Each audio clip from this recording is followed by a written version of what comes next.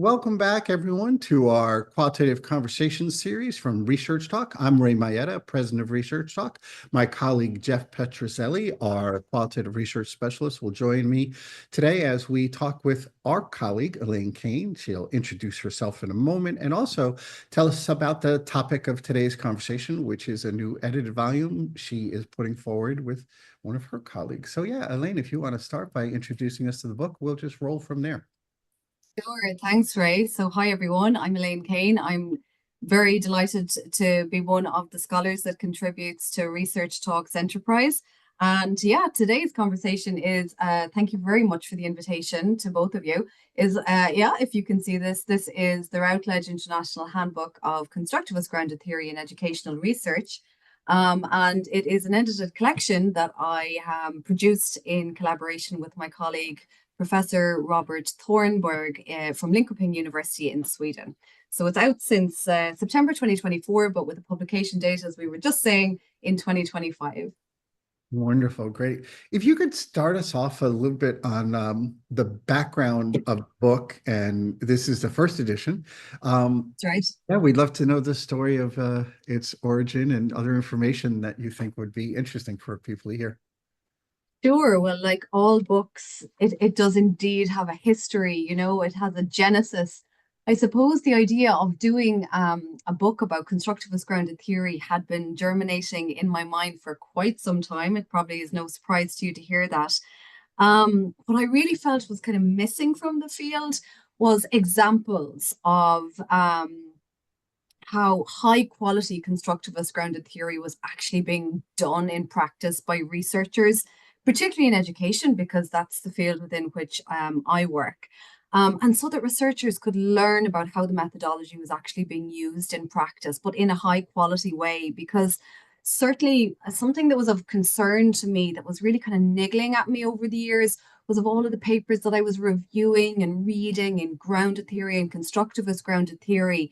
And so many authors, and we know this, grounded theory is probably the most cited qualitative methodology in the world.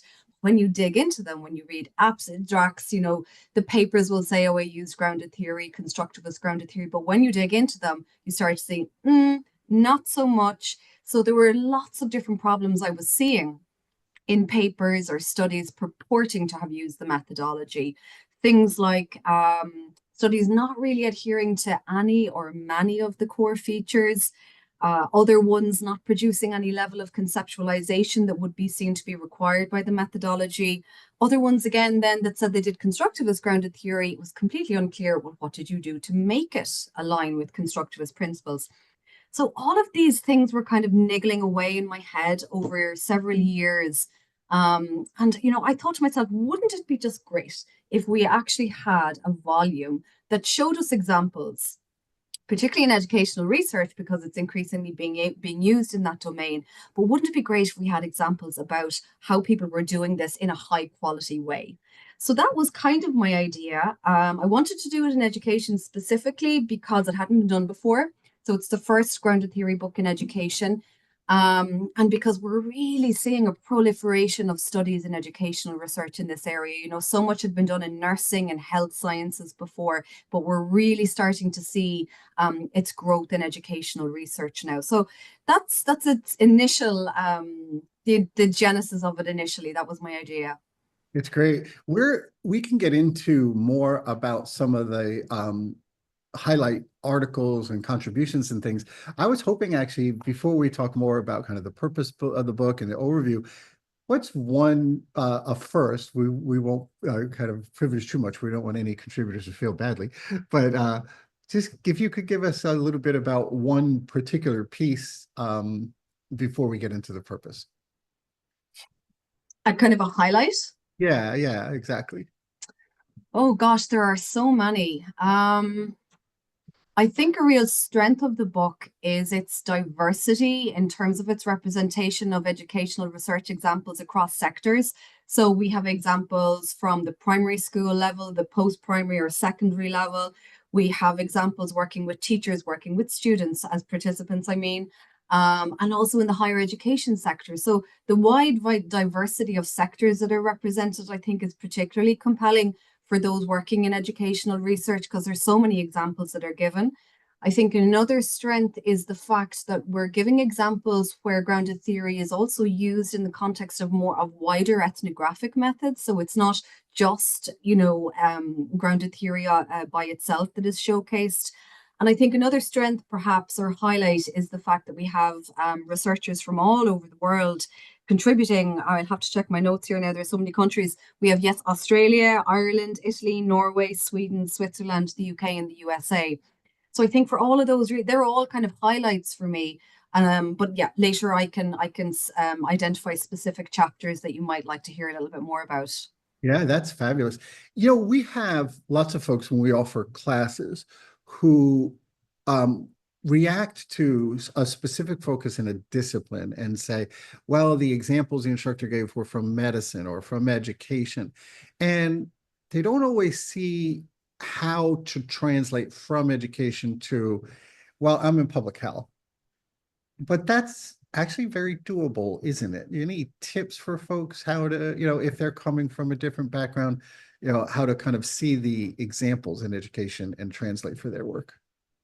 For sure. Well, I mean, this is primarily a methodology book. So therefore I think there's huge learning for any qualitative researcher, to be honest, in this volume. Yes, the specific empirical projects in which the methodology was used are from the educational domain, but it could be from any domain, to be honest. The focus in the chapters, the discussion has always been about, like, there's a small bit in each chapter about what was this study about. There has to be, to contextualize it, if you understand. But after that, all of the rest of the chapter is about, how the method was developed, how it was implemented, how data analysis proceeded, and what the actual outcome was. So to be honest, while the wider context is education, the discussion is methodological. So therefore, I think it can be quite easily extrapolated to other disciplines. So if someone really is focusing on the decisions made, the stories of decision making, the story of transitions and, different phases back and forth, all of those kinds of lessons, it's, here's how they did it then. So I think exactly. And as well as that, one of the things that we encouraged people to do, like, we were showcasing best practice and good practice, and yet we don't shy away from the inevitable challenges that people met in their journeys.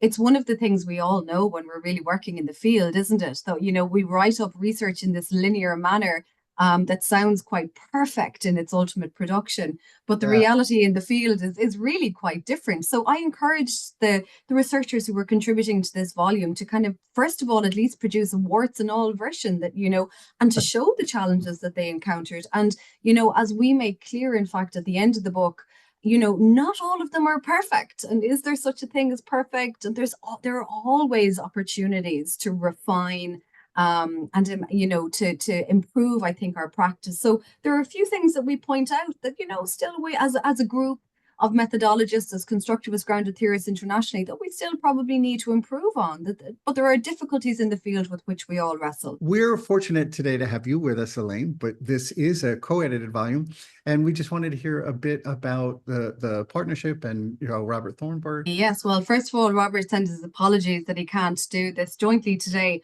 But Robert has been very involved, obviously, in this. He's the co-editor. So yeah, we were really excited to work together on this. We've been working together for perhaps a decade now. We've co-authored lots of grounded theory publications, and we've built a really strong working partnership together. So while I had this idea in my head for some years, it was really when I decided to progress it. I contacted Routledge first about the idea. They were really, really interested. And afterwards, I was thinking, it'd be really great to have Robert Thornberg involved in this, because obviously he's fantastic in terms of grounded theory, but he is also, of course, a famous educational researcher.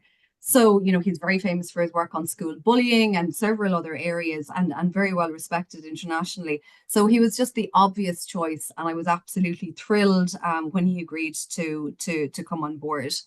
And then, basically, we were very excited. When we put out the call for contributions, we did that after doing a lot of work, to be honest, ourselves. First, we reviewed hundreds of different papers. of how grounded theory and constructivist grounded theory were being used in educational research, because we kind of wanted to invite certain people to contribute as well as putting out a more general call. But we were really delighted with the response that we got. And then I put together a really full proposal for Routledge. And we were really excited then because we got such positive feedback from their board that they wanted to make our handbook into, we had just proposed one of their regular handbooks, but they wanted to make it into one of their prestigious international handbooks that are recognized as these landmark publications in the field. So obviously we didn't disagree with that. We said, thank you very much. We'll do our best. Yeah. So that's how it came together. And then the book, if we were to look at kind of the structure, the organization of the book, just a little bit more on the overview of, what someone sees if they peruse. Sure. Well, it's a hefty enough tome. There are 20 chapters. Robert and I think of ourselves a little bit as bookends. So we did the first two chapters and the last two. The first two are, as you can imagine, the first one introduces the history and development of grounded theory and constructivist grounded theory over time. The second one then is quite a deep review, an extensive review of how grounded theory and constructivist grounded theory has been implemented in educational research right over time. And then in terms of the other end of the book, our last two chapters, the penultimate one kind of synthesizes good practice that we have presented in the book.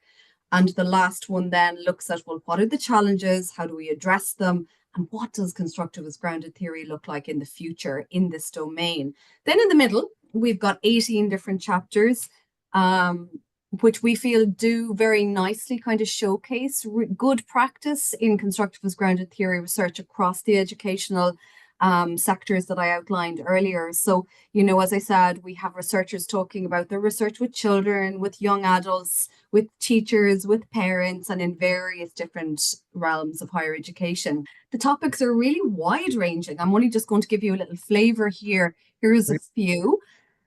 We've got the school experiences of children living at refuges for abused women, looking particularly at the methodological challenges and possibilities. So that one is by Sabrine Selvik from Oslo Metropolitan University in Norway.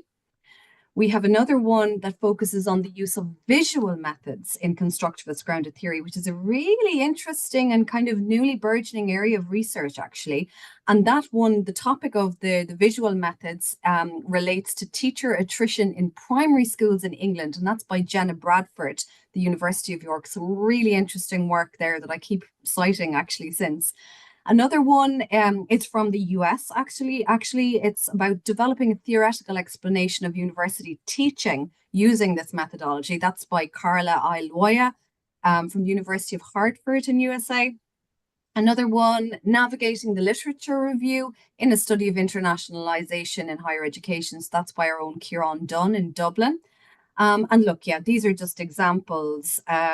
Robert and I also actually co-wrote another 4 of those 18 chapters, either individually or with other colleagues. And one of the ones I wanted to highlight, because I know this is a gap in the field, is one of my own, actually. I think it was chapter 14. And this one was one I put an awful lot of thought, actually, and work into. One of the pieces of feedback that I always get and have gotten for some years from doctoral students internationally, not just my own, is there's nothing out there telling us really how to get from A to Z in terms of developing a concept in grounded theory. And I fully agreed with them. So I would share what I do. But I decided, one day I need to write this down and actually articulate it on paper. So chapter 14 in the book is one in which I trace the development of a concept I developed called chameleoning to fit in. And it's from a study I did with student teachers from working class backgrounds here in Ireland, and their experiences during school placement where they felt under pressure to perform their identity in a very particular way around their middle class colleagues. So I've published that in a couple of other papers, the kind of substantive concept. But as I said, the focus in this chapter in the handbook is how did I develop that? So, from those first glimmers that we get in the data that make you excited, you're like, oh, there's something here. about the way they're kind of performing class. And I kind of traced its development through various different stages of coding and memoing, and then trying to abstract it, trying to conceptualize it, and then trying to break down its properties to actually show its kind of internal mechanics using, for example, Glazer's theoretical coding. So that was a challenging process to articulate because I think there's often so much of this methodological stuff that just happens on a cognitive level that sometimes it feels like we have to like invent a language around this. Like it was really worthwhile doing. I actually really enjoyed it. I got really into it. And it's now a chapter that I use a lot in my teaching about grounded theory. So that's chapter 14. But there are so many highlights in the book from international colleagues. One of the things, Elaine, that you do so elegantly is talk to this issue of moving through. And we have lots of folks who overdo their practice in that way, and they want everything to be step by step. They think it's a security blanket and their work's more legitimate because they followed strictly. But what you do is speak to the rough progression, but you invite flexibility and you let people know that while this is kind of an overview, it's not absolutely required. So if you just talk a little bit about those opportunities, and I don't know if opportunities is the right word, but places where you do inject a little bit of doing different things in different time order and things like that, and not worrying about a strict time order. Yeah, I think that's actually really evident from the handbook is the different ways in which good practice can be operationalized, that Right. there isn't necessarily a strict map. There are core features that ought to feature, essentially. There are core procedures that make it grounded theory, but flexibility is an inherent aspect of grounded theory. It's something that was promulgated by Glaser and Strauss from the very beginning and was absolutely emphasized by Kathy. Now, sometimes I think that can be misinterpreted. It is not, particularly in the constructivist realm, and sometimes this is unfortunately done. It ought not to be interpreted as a constructivist free for all. So flexibility isn't do what you want, when you want, how you want. That's not what we mean. And we in fact, we talk about that quite a bit in the book as well, particularly when Robert and I are trying to synthesize the challenges that remain in the field. But for sure, flexibility is part of the game. And I think what the different chapters do very well is they show these very different projects in very different contexts, both national contexts and substantive contexts, and the challenges that were met in the field and the flexibility that was absolutely necessary in order to get the job done. When we're working with an approach, and in ResearchTalk sort and sift, think and shift approach too, we emphasize this recursive nature, the iterative nature, and we talk about how data is directive. And we have this tagline, let the data be your guide. But necessarily, right, when you take on this philosophical stance of recursive learning as a methodologist and the iterative nature, you have to really be flexible. And it's actually not your dictate. It really is the dictate of the things you're coming to know that you could not have known if you didn't enter the field. Absolutely. And that's really a feature, isn't it, as well, of grounded theory? I mean, that's it. We're following our data, and I think that can be challenging as well for novice researchers in a particular way, because there's a sense of not being safe in that regard. Where am I going?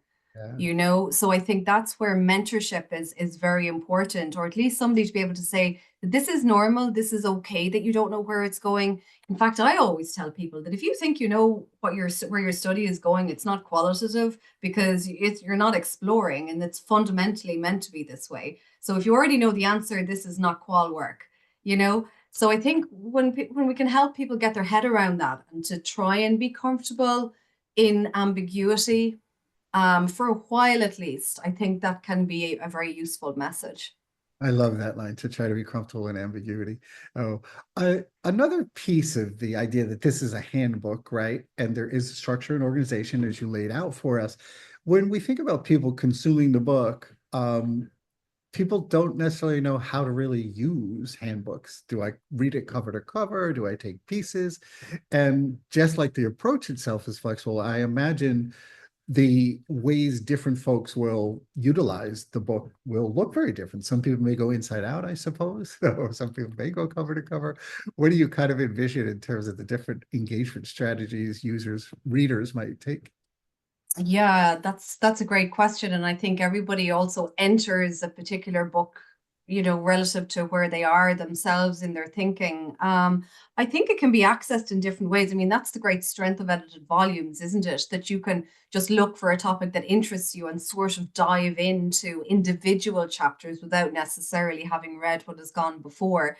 But what we really tried to do was to write a coherent piece. So this isn't just a collection.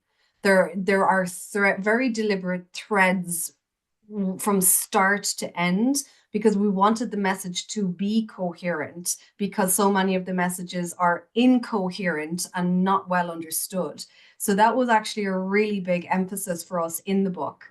So you will see coherent threads very deliberately from start to finish.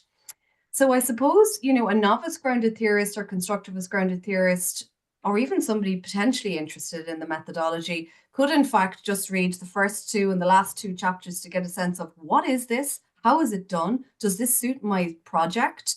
And what are the issues here? And then, perhaps somebody else who's interested in a particular sector might say, oh, let me see how this is being done with children. So, for example, that is an area that's really growing, is the kind of overlap or intersection at the moment between grounded theory and the sociology of childhood. Interestingly, and that's another reason that I knew that Robert would be great to have on board here because he works a lot in the area of psychology and sociology of childhood. And there's a really interesting things going on between how we can marry the principles underpinning constructivist grounded theory and how we research with children. So there's a whole body of people that might be interested in how is this done with children? What research has been done with schools, with parents, with teachers? So I think there are a whole series of different perspectives that people might take to this. And that's why I think it could be really of interest to a wide variety of people, including practitioners from other kind of professional fields. So I think it is really wide open. Yeah, I love that. And I love the examples you're giving. And really, when we were talking earlier about the by definition necessity of the flexible approach, as you consume example after example that you've so thoughtfully put together through the book, that's exactly where people will get that confirmation and kind of give themselves permission to be Yes. flexible. And I think, Jeff, that's a lot of times, right? We find people get very anxious about their work. So I know that that's one of the things you're really good at, Jeff, is kind of soothing that. No, if you don't want to talk to that, that's great. But also, I wanted to invite you into the conversation too. Elaine, we know people talk about grounded theory in different ways. And earlier when you were talking, you I don't know if you did this knowingly, but you made a distinction between grounded theory and constructivist grounded theory. So I was just wondering, for purposes of people that may be looking at this book and thinking about grounded theory, can you tell us a little bit about constructivist? What makes constructive grounded theory different from some of the other ways people think about it? No, it's a great question. And like all great questions, it's got a simple and very complicated, both simple and complicated response. So I'll try to go somewhere in the middle. People often think that constructivist grounded theory is pretty much a separate methodology to grounded theory. It absolutely isn't. And sometimes some of the challenges that I see in the use of constructivist grounded theory are related to that misapprehension because people focus on what is there, the key known feature of constructivist grounded theory with Kathy Sharma's work is the emphasis on reflexivity, and rightly so. But one of the problems I see in its use is that people kind of only focus on that and they forget that it is also grounded theory. So there are all manner of qualitative methodologies that include a focus on reflexivity, but that doesn't make them grounded theory. So one of the big things that Robert and I do, in fact, not just in this book, but in all our publications, is one of the first things we do is we establish that there are core features of all grounded theory schools, to do with that iterative data collection and analysis, the focus on certain stages of coding, the ground up approach, the iterative nature, theoretical sampling, memoing, all of those really key things. And we're really clear in the book that no matter what form of grounded theory you're doing, they must be there. They are the core features. And then we talk about, yes, if you're doing constructivist, there's a different philosophical underpinning. And as a result of that different philosophical underpinning, it's a much more relativist epistemological foundation. There are implications for our practice. And that is the area that's actually still in development. So, Kathy talked, increasingly over the years about the importance of reflexivity. And one of the things I've tried to do in my work over the last decade is to say, well, what does that mean for constructivist grounded theory practice? So things like, the reflexive journaling, involving participants meaningfully in the research process, overlaps with social justice oriented foci, that sort of thing, amongst others. So I suppose I would say the short answer to your question, Jeff, is constructivist grounded theory retains the original guidelines of the method in terms of its core features, but there are additional things that we do to align with the new philosophical constructivist philosophical orientation. It's great, Elaine. You just really outlined for us one of the things that I always enjoy hearing you speak about grounded theory is Kathy Sharma's presence. And, it's obviously coming through. You just outlined those pieces. And I just want to, tip my hat and thank you for that. And I think we need to kind of always acknowledge the role she played, not just, of course, in evolving grounded theory and putting in, but there's never been a methodologist I've met, people as good, better than Kathy at being able to convey methodology. And I just wanted to give you an opportunity to just talk about kind of her influence on what people will see in the pages in these books and, what you brought to it, because I know that she's been a wonderful mentor for you. Hugely so. And thanks for that, Ray. Absolutely. So we've dedicated the book to Kathy. It'll be no surprise to either of you to hear that. Yeah. For some time, I think I dedicated every grounded theory publication to her. I probably have to stop that at some point, but I always actually still in everything I teach internationally or any keynote that I give, I always have a slide that this is dedicated to her memory, because in my mind, this is her methodology. I know Robert and I and other people, there are lots of other people as well who are great in the field and doing really great work. We'll all continue to develop the methodology, but this came from her, and she was one of the so-called second generation. She studied with Glaser and Strauss. But she was always she became increasingly uncomfortable, as you know, with the philosophical underpinnings that were either stated or ignored, if you like, in terms of the original statement of the method. And I think her constructivist principles, that's one of the things I've tried to do over the years, is to articulate how we can enact her principles. Because to be honest, as a doctoral student way back, that's what I was unsure about. I was like, yes, this is the method, because I loved grounded theory, but I was really uncomfortable with its original philosophical statement. I was like, this is it. This is brilliant. This is perfect. And then after a while, I was a bit confused because I was like, well, what does this actually mean for what I do differently? So that's kind of what I have focused on over the years is what does this mean for grounded theory practice? But as I said, one of my concerns at the moment is that it's wonderful that that work is happening, but there is a little bit of a misunderstanding that that's all you do. Whereas it's like, no. So I'm really trying to refocus people on this. This is still grounded theory. We still must conceptualize. There are core features, but there are these really important constructivist adaptations that have serious implications for qualitative practice. And, I had lots of conversations with Kathy about these things over the years. I know she was very supportive about them. I like to think she would be really excited about seeing this book. I'd love if she were here to discuss. There are so many things that arise now that I think to myself, oh, what would Kathy think of this? So yeah, we in the field really miss her and so many other giants. And of course, we lost Barney Glaser in the last few years as well, Norman Denzin, Adele Clark. So many of the giants of the methodological field have unfortunately left us, but we must press on and stand on the shoulder of giants. And and also in the process do exactly what you're doing is really honor their presence by mentioning them, working through and working in the styles that they brought to us. It's, just so necessary. A couple of things as we move toward a close here. You have threaded through our conversation today novel aspects of the handbook. And handbooks are so interesting across fields, but specifically for research methodology, they're hard to navigate sometimes. They're very different. So I love the thoughtfulness that you and Robert gave to the handbook and those things. And again, you mentioned, I didn't know if there was any other novel features you wanted to highlight before we have one wrap-up question. I'm not sure, really. I mean, I think, yeah, we did put a lot of thought into the structure and the outline and, the consecutive nature, I suppose, of the chapters. As I said, I think we invested a lot of thought in making it coherent. So it's not a collection of chapters. It really is a book. And I hope people will see that if they consume it as a whole. But I think it's perfectly fine to consume or engage with it, in a more piecemeal manner. It's whatever helps people.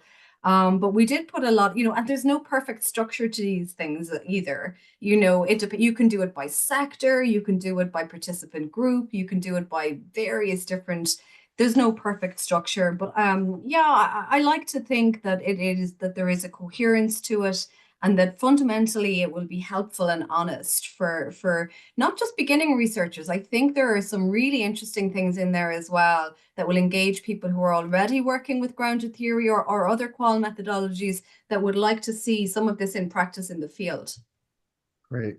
And before we finish, I will ask if there's anything else you wanted to give, but there was one question that we would love to hear you think about is we hear people say things like, I'll never do a grounded theory study, so it sounds like a powerful book, but I don't really need to purchase it, things like that. But for me and for others we've worked with, there's so much benefit we get from understanding an approach that we may never pursue. And if you could just give a comment on that for folks who in their minds, they don't envision themselves being a grounded theorist, how can anyone benefit, anyone in qualitative inquiry benefit from really consuming the book, whether they go pieces that are interesting to them or cover to cover? Well, that's really interesting that you should bring that up, actually, because recently I participated in the World Conference for Qualitative Research in the Jagiellonian University in Krakow in Poland. And I had some really interesting conversations with a professor, Fred Malachi, from, I'm so sorry, but the name of the university escapes me. He's a phenomenologist, and we had some really interesting conversations about the unfortunate siloing within all sorts of different domains, and how it really cuts off expertise, and how, if you look across qualitative methodologies, for many of them, there are many more commonalities than there are differences. Of course, there are distinctions, and that's what makes them particular methodological foci rather than others. But I think it is one of the things that we need to move away from. And in that regard, there is a lot in this that is just interesting for people learning about working, doing qualitative work with children and, the challenges that we encounter, or, navigating access to schools, doing general qualitative collection, whether that be observation, participant observation, interviewing, focus groups. So there's so many different qualitative methodologies that are talked through here from a really practical perspective, that that I think they span very, very many methodological approaches. So rather than taking a siloed view, I think really a lot of qualitative methodologists or researchers, sorry, would still find quite a lot to take from this experience. That's beautiful. Yeah, it's great. And anything just to wrap up, and any other thoughts that you didn't get to bring to the conversation today? No, I think that's pretty much it. It should be very widely available. And yeah, we look forward to people's engagement, and we're always very open to feedback on it. And yeah, we might look forward to a second edition in the future. Who knows? Oh, exciting. Thank you, Jeff Petrozelli, for your contribution and participation, not only today, but in all you do to bring this together. And Elaine, thank you so much. We really enjoyed the time. And just for folks listening, we will follow our close here with a slide that has the full reference for the book and Routledge, the link there, so folks can kind of learn more about it. And we'll have that available. Thank you again for your time. We always enjoy our interactions. Thank you for the opportunity. It's great to talk about it. Thank you.